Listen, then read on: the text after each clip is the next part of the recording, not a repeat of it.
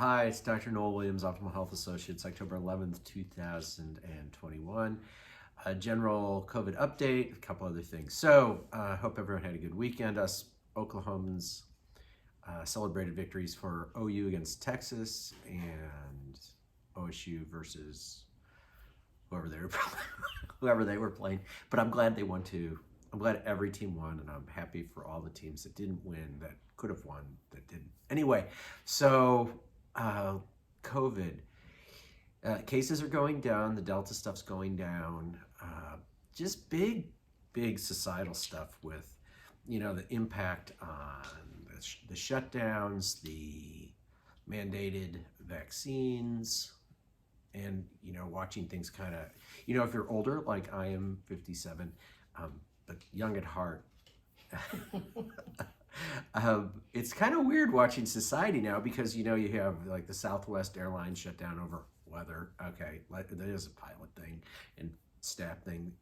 American Airlines is having problems.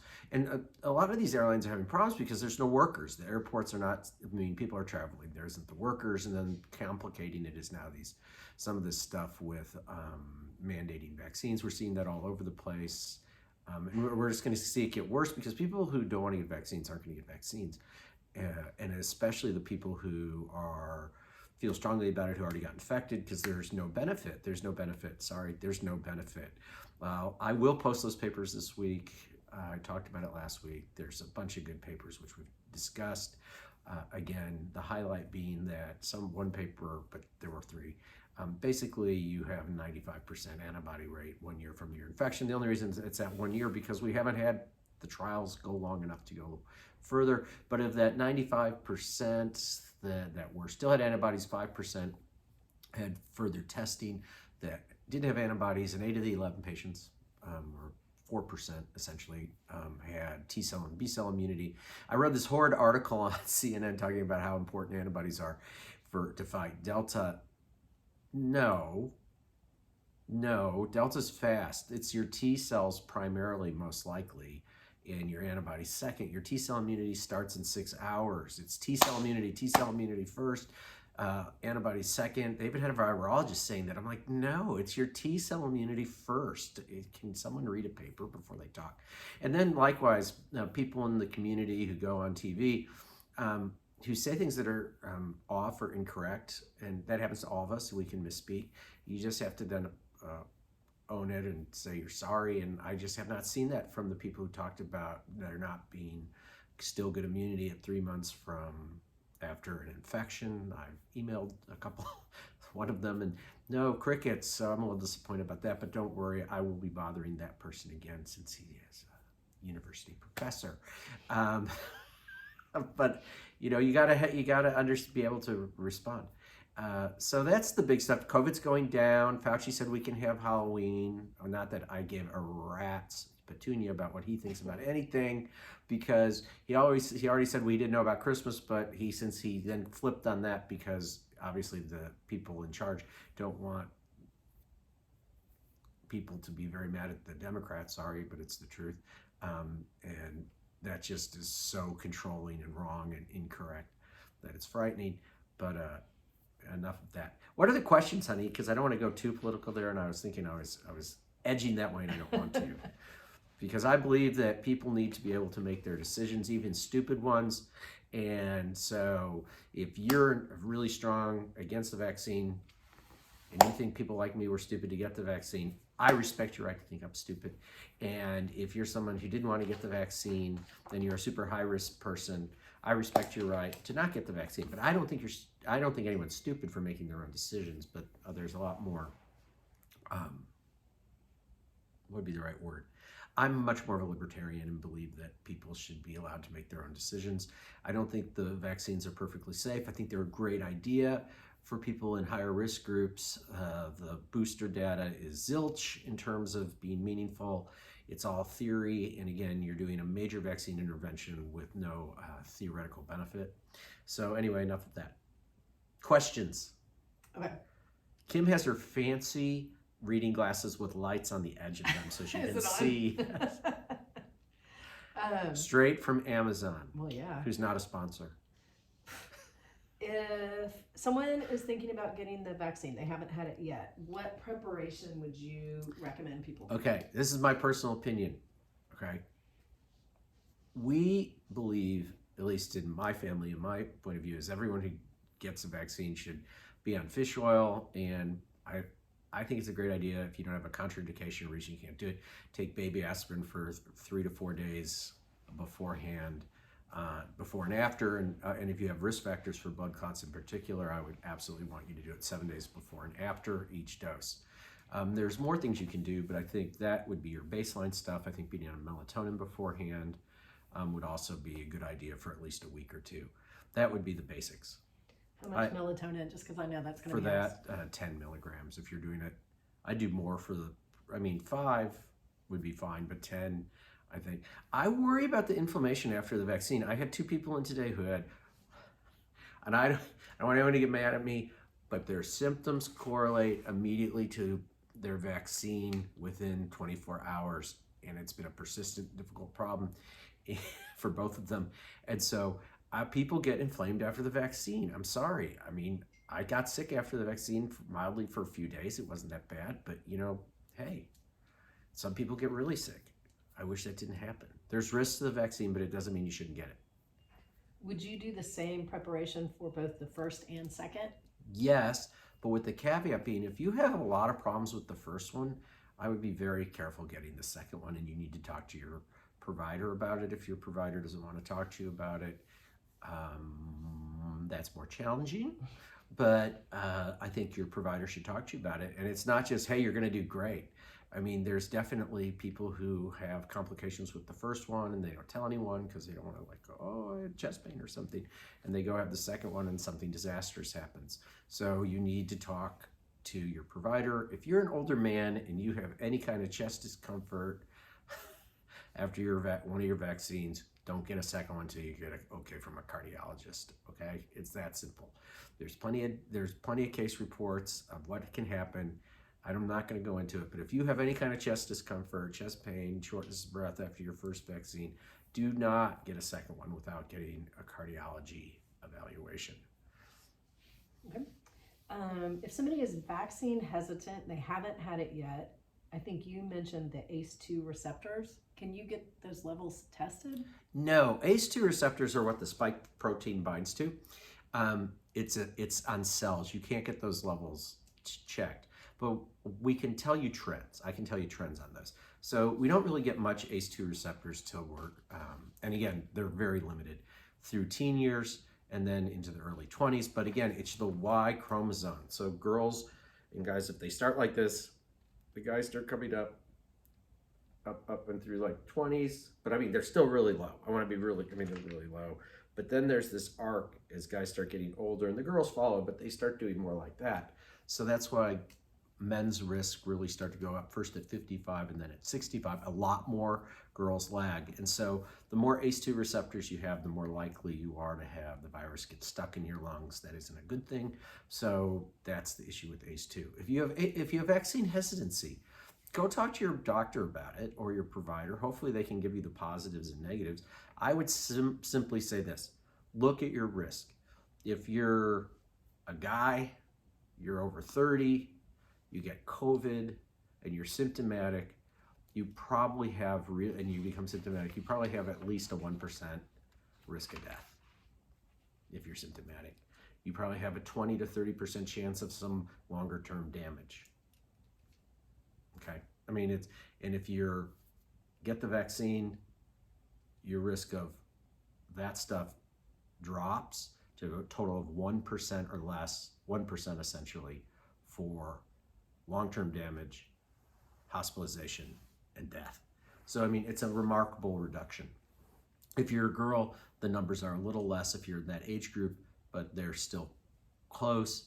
If you're starting to get over 40 or 50, the numbers go up. And keep in mind, and we've seen enough 20-somethings with COVID that some of them have damage too. We see people with lung damage following long haul, depression, anxiety, thyroiditis. We've had all kinds of stuff in 20-year-olds. They're predominantly older 20-year-olds, and only a few in the early 20s have gotten long haul that we've taken care of, just 2 or 3. but we really do think that the 20-year-olds are that kind of that transitional group. We've not had any teenagers really get all that sick. We've had one that I can think of that got two that have gotten a little more sick, but they still did fine. So that's where we are on that. I think I answered that kind of. Yeah, you did.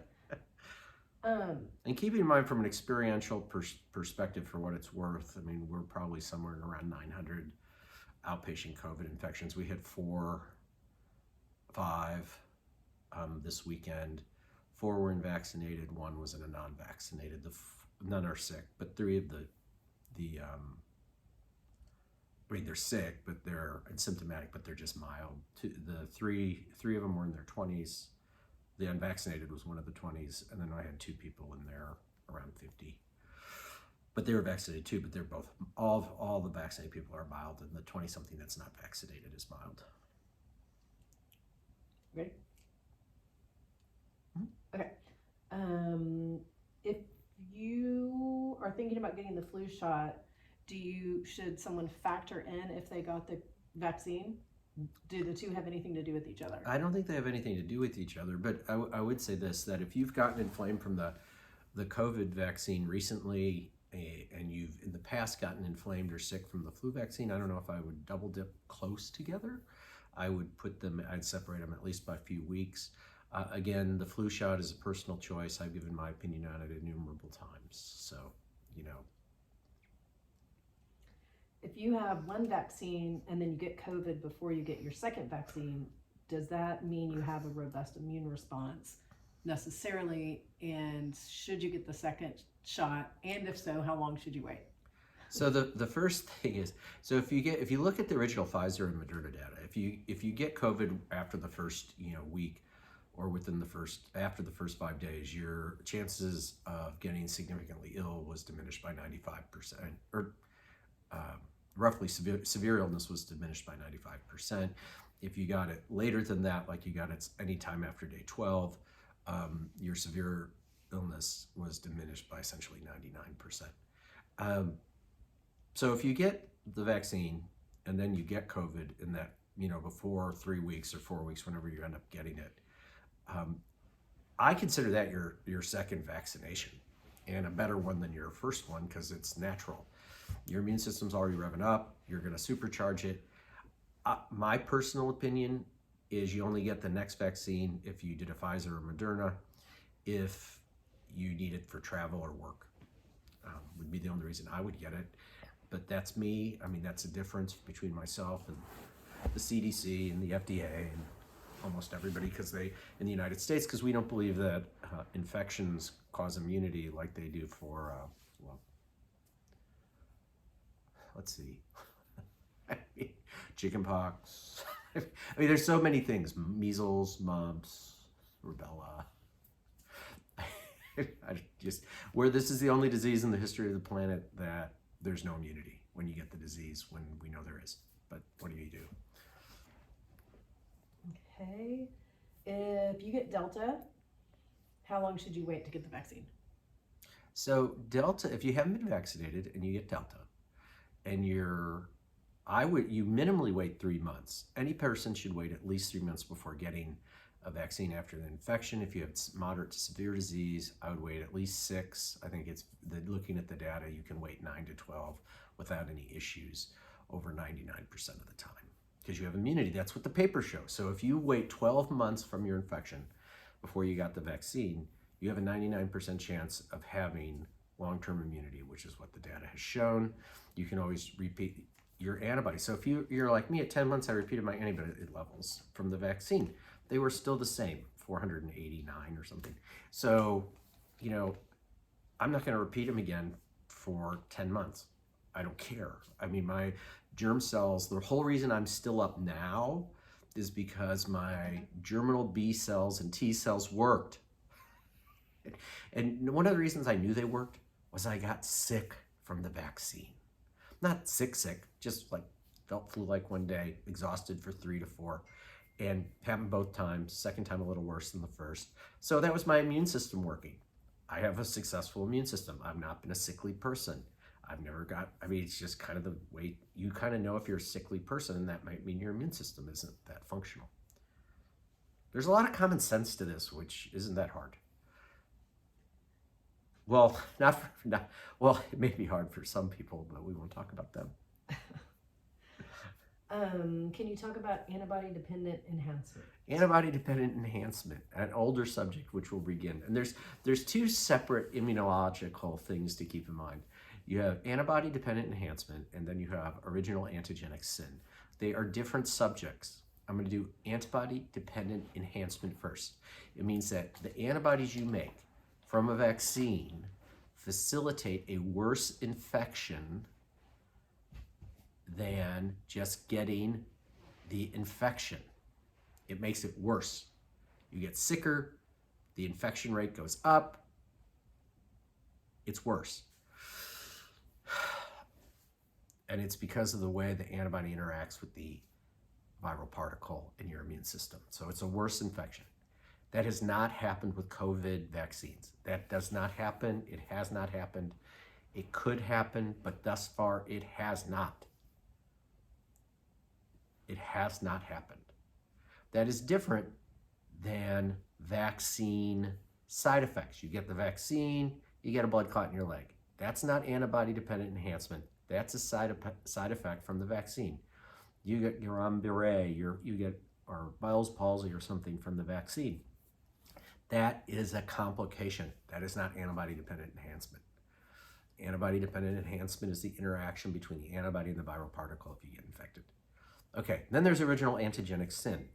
Original antigenic sin is like original sin we're born with, if you believe in that, where we have Adam or Eve's sin, or whatever. Who is it? Adam sin. The sin of Adam? I forgot. Who is original sin? It's the sin we're born with from Adam and Eve. Okay. I wasn't listening. Anyway, she wasn't listening. I always need her. She knows all this stuff. So anyway, so original antigenic sin is your original antigenic exposure or to a infectious entity. So the original antigenic sin with flu was your first flu infection as a kid. And those antigens are proteins on the viral particle, make your immune system make antibodies, and it sets your immune defense, your cellular immunity against that virus for your life. Okay? So every time you get exposed to the virus subsequently, your immune system will be reflective of your original exposure to attack it. So the problem with original antigenic sin is the lack of understanding about the finite nature of the immune system. And that if you keep on giving people vaccines, you send more and more antigens into them. And those antigens cause more and more immune responses with antibodies and T cells. So what you end up doing is potentially wearing down your immune system, A, to not notice a viral particle coming in, it can't mount a response because it's worn down, or B, you could be masking the antibodies you've made from all these other vaccines could bind to the viral particle, not inactivate it, and mask it from your immune system. And so it's a really important concept. Now, when Pfizer, Moderna, and all the vaccine companies in the Western Hemisphere met in March of 2019 to figure out what to do, when did this all start? March of 2020. That was an original concept. They did not want original antigenic sin to occur, and they designed the vaccines, in particular the Moderna and the Pfizer, because I've read papers about that, showing that they were very cognizant of it, and they added things to the vaccine to make that less likely. So that's the concepts there.